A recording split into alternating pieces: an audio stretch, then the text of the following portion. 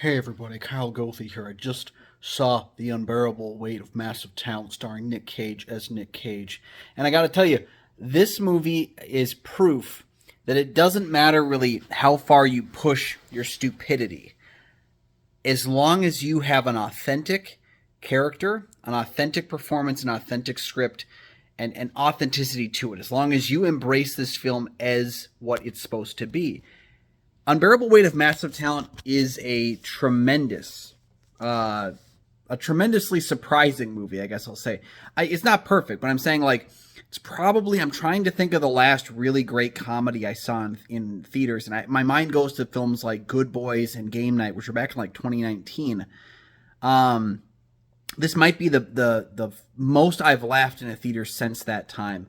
And I gotta say, I was completely surprised. People ask me why this isn't on my most anticipated list of the year, and it's because I kind of expected it to be terrible. Maybe likable trash, but I expected it to be terrible. A movie like this is kind of like the Lego Movie, where it's like you go into it not thinking it could work.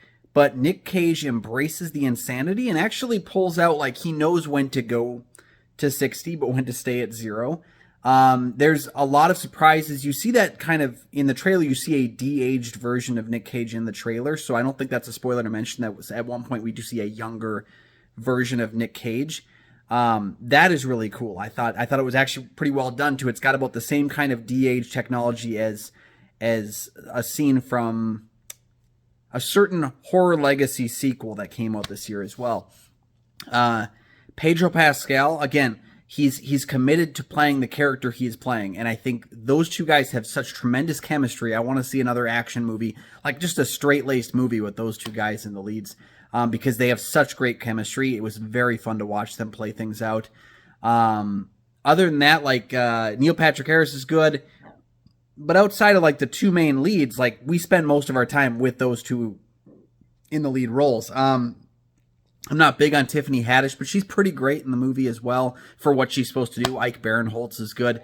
Tom Gormican writes and directs this film. I haven't seen That Awkward Moment, his other feature, but I will say that this movie hits exactly where it needs to be. It reminds me of a movie called My Name is Bruce, which was Bruce Campbell playing a fictionalized version of himself. That was a much lower budget movie, but it's kind of the same thing where, like, the self-deprecating humor mixed with kind of like the cagey way that Nick Cage loves himself. There's a great Letterboxd article that says, "I wish I loved anyone as much as Nick Cage loves himself," and I completely agree with that Letterboxd review of it. Overall, this was a very fun movie. It's not something you take seriously, but right now it's sitting on my top 10 of the year, and I'm completely flabbergasted that it turned out as good as it did. It's a movie I'm excited to watch again, but it's also a movie that celebrates the career that is ongoing still. It's not over yet. The career of Nick Cage, the actor, a guy who I think we viewed in some ways as kind of like taking the cheap way out.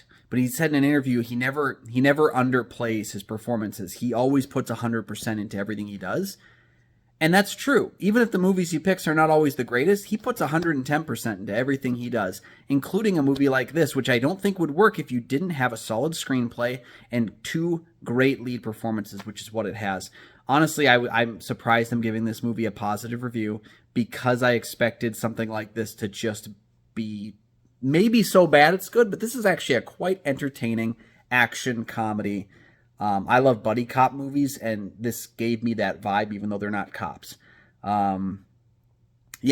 out The Unbearable Weight of Massive Talent. I was very, very entertained throughout. It's a movie I actually laughed out loud in the theater, which is a feeling I haven't had that much since 2019, since pre-pandemic time. So I'm very happy to say that The Unbearable Weight of Massive Talent is definitely worth seeing. Anyway, check out all my film reviews over at goatfilmreviews.com and leave your comments on The Unbearable Weight of Massive Talent down below. While you're down there, consider liking and subscribing to the channel. Those are two free things that you can do that help support the channel for me, but then also make sure you never miss upcoming episodes of the show as they drop. You can also check out my Twitter, Instagram, and Letterboxd at Almighty Goatman. And make sure as well, check out Kyle and Nick on Film, the show I host every single week with Nick Polachuk from the St. Paul Filmcast. We have new episodes Mondays, Thursdays, and Scary Movie Saturdays. The links are down in the description, so you can check out that channel and subscribe to it as well. And we'll see you next time.